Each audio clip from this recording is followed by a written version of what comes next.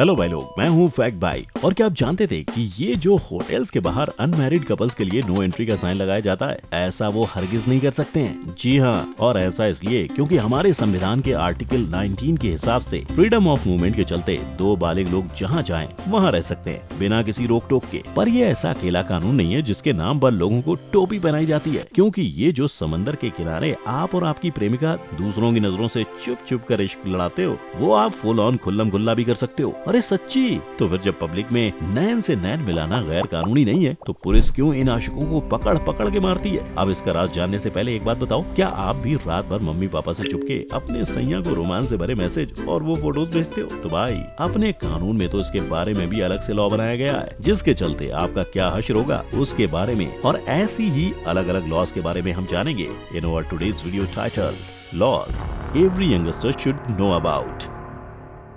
Number 1, खुल्लम खुल्ला प्यार। अच्छा, तो मैं आपको बताना चाहूंगा कि अपने बॉयफ्रेंड या गर्लफ्रेंड के साथ पब्लिक में गुल्लू गुल्लू करने से आपको कोई भी नहीं रोक सकता है। पर ऐसा होने के बावजूद आज भी हमें आए दिन कई सारे केसेस देखने को मिल जाएंगे जहां पुलिस से लेकर पब्लिक तक इन लव बर्ड्स के कबाब में हड्डी बन जाती है। और ऐसे ही कबाब में हड्डी वाला सीन हाल ही में मुंबई के एक सोसाइटी में देखने को मिला था, जहाँ के लोगों ने उनके बिल्डिंग के बाहर चल रहे प्रेम प्रदर्शन से इस कदर परेशानी हो रही थी कि उन्होंने नो किसिंग का साइन ही लगवा दिया। पर इन लोगों ने तो किसिंग पर रोक लगाई थी। कई बार तो ऐसा भी देखा गया है जहां बस हग करने से या हाथ पकड़ने पर भी लोगों को तकलीफ होने लगती है, जिसका उदाहरण 2018 में कोलकाता के मेट्रो में देखने को मिला था, जहां बस एक दूसरे के पास खड़े रहने की वजह से एक यंग कपल को जनता ने पीट ही दिया था। लेकिन एक बात जो सबको पता होनी चाहिए वो ये है कि अपने प्रेम का प्रदर्शन करने से आपको पड़ोस के अंकल तो क्या, खुद पुलिस भी नहीं रोक सकती है। यानी क्या आप अपनी जानू के साथ खुल्लम खुल्ला रोमांस कर सकते हो? वेल हाँ भी और ना भी, क्योंकि क्या है ना, आईपीसी ने लॉ तो बना दिया लेकिन उसमें थोड़े बहुत टर्म्स कंडीशंस ऐड कर दिए। मतलब आईपीसी 294 के चलते अगर किसी दंपति का रोमांस बड़ी जनता के सामने ऑब्सीन हो जाता है, यानी वो लोग हाथ पकड़ के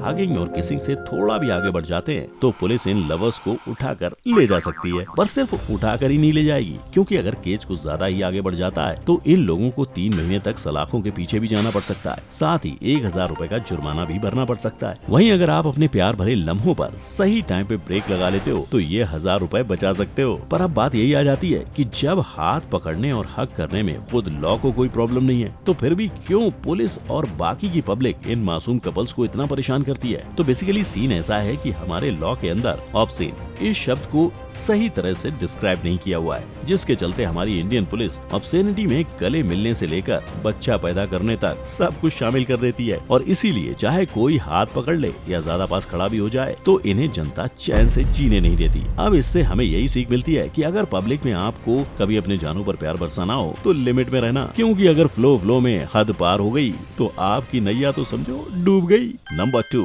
is sending pics without clothes legal? वैसे दर्शकों, क्या आप भी लॉन्ग डिस्टेंस रिलेशनशिप के शिकार हो? अगर हाँ, तो क्या आप भी अपने मजनू के साथ रात भर मैसेज के द्वारा इश्क लड़ा रहे हो? तो भाई घबराना मत, क्योंकि आप कोई भी इलीगल चीज नहीं कर रहे हो। यानी अगर अपने जाने मन को अपनी मर्जी के साथ वो वाले मैसेजेस भेजते हो जिससे अगर आपके मम्मी पापा ने पढ़ लिया तो आप चलने की हालत में भी नहीं रहोगे, तो आपको कोई भी लीगली दोषी नहीं ठहरा सकता है। पर यहाँ भी एक बहुत बड़ा बटारा है। तो अब सीन ऐसा है कि अक्सर जब दो आशिकों के बीच मैसेज एक्सचेंज होते हैं तब वहाँ सिर्फ बातें ही नहीं बल्कि और भी बहुत कुछ एक्सचेंज हो जाता है। यानी अगर बातों के अलावा ये शारीरिक धन संपत्ति के फोटोज और वीडियोस दोनों प्रेमियों की मर्जी के साथ भेजा जाता है तो चिंता की कोई बात नहीं, आप बिल्कुल सेफ हो। पर वहीं अगर ये फोटोज और वीडियोस दोनों में से किसी के भी इजाजत के बिना भेजा जाए तो बात बहुत ज्यादा ही बिगड़ सकती है। आईपीसी 1860 के सेक्शन 354A के तहत अगर कोई तुम्हें तुम्हारी परमिशन के बिना नीच या गंदा फोटो, वीडियो या मैसेज भेजता है या उसे पब्लिक करने की धमकी देता है, तो चाहे वो तुम्हारा पति ही क्यों ना हो, उसकी ये हरकत को प्रेम पत्र नहीं बल्कि शारीरिक शोषण बुलाया जाएगा। और अगर विक्टिम इसी नीच हरकत की कंप्लेंट दर्ज करवाता है, आईटी एक्ट 2000 के सेक्शन 67 के तहत उसे 5 से 10 साल की सजा हो सकती है या 10 लाख का जुर्माना भी देना पड़ सकता है।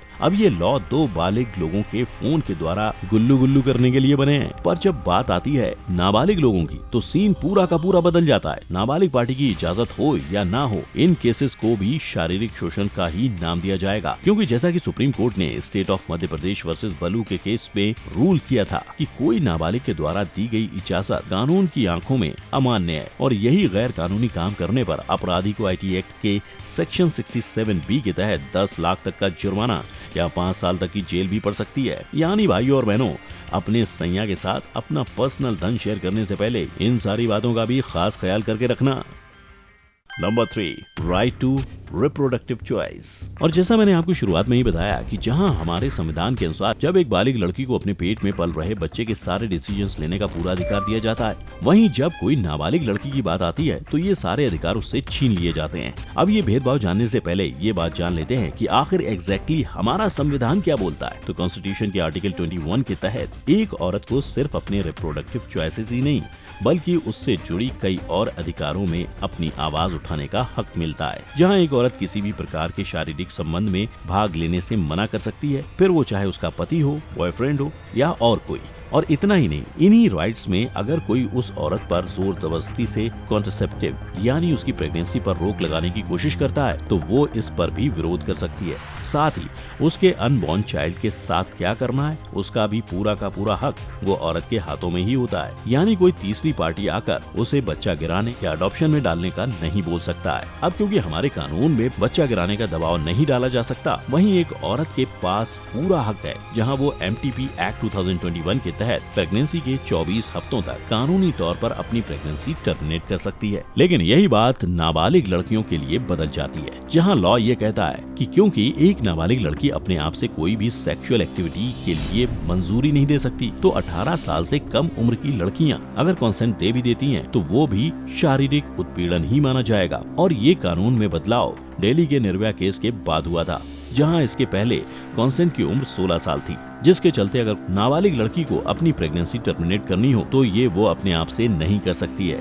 यानी इसके लिए भी उसके गार्जियंस की जरूरत पड़ेगी। Number 4, live in relationship. अब भाइयों, क्या आप जानते थे कि बिना शादी के अपने जीवन साथी के साथ एक ही घर में रहना, खाना पीना सोना, ये सब चीजें समाज की आंखों में जितनी इलीगल है, कानून के लिए वो उतनी ही लीगल बात है। जी हाँ, सही सुना आपने। और अगर आप सोच रहे हो कि इस विचारधारा को हमने हॉलीवुड या बाहर के लोगों से सीखा है, तो आप फुल ऑन गलत हो, क्योंकि ये बिन फेरों की शादीशुदा जिंदगी बिताने का कॉन्सेप्ट हमारे समाज में कई सालों से चला आ रहा है, जिसका बेस्ट उदाहरण 1978 में Badri Prasad versus deputy director of consolidation के केस में सामने आया था, जहां 50 सालों से बिना शादी के रह रहे एक जोड़े को सुप्रीम कोर्ट ने कानूनी रूप से विवाहित कपल का दर्जा दिया था। और इसी तरह कई दूसरे लिव इन कपल्स को साइड लेते हुए सुप्रीम कोर्ट ने हमारे संविधान के आर्टिकल 21 राइट टू लाइफ की बात की है, जहां ये साफ साफ बताया गया है कि दो अडल्ट जब एक दूसरे की सहमति के साथ बिना बैंड बाजा बारात के रहने के लिए तय करते हैं तो ये कोई अपराध नहीं है और उन्हें ऐसा करने से कोई भी नहीं रोक सकता। और ऐसा ही similar case Kumar Devi and ANR V state of UP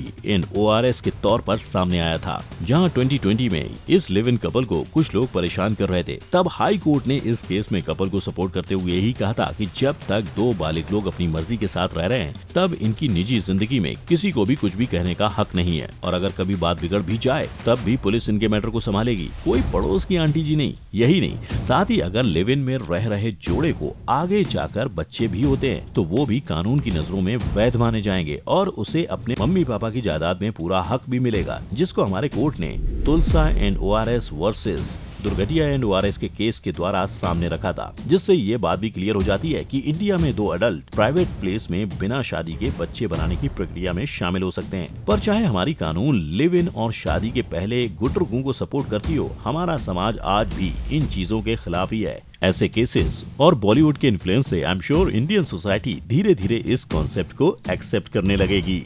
यानी दर्शकों, हमें इन सारे कानूनों से एक बात तो साफ पता चल गई कि ऐसा बहुत बार हो सकता है कि आपको परेशान करने के लिए या पैसा ऐंठने के लिए जनता से लेकर पुलिस सब आपको मामू बना सकती है। लेकिन अब जब आपको इन लॉज के बारे में बता चुका हूँ तो इन्हें अपने दिमाग के हार्ड ड्राइव में सेव कर लेना। साथ ही नीचे कमेंट में मुझे बता दो कि इन लॉज में से आपको कौन सा लॉ की बिल्कुल भी खबर नहीं थी। अगर ये नई जानकारी आपको पसंद आई हो तो वीडियो को लाइक और शेयर भी कर देना और चैनल को सब्सक्राइब करके बेल आइकन हिट करना मत भूलना, ताकि कोई भी अपडेट आपसे मिस ना हो जाए। हम मिलेंगे अगली बार। जय हिंद।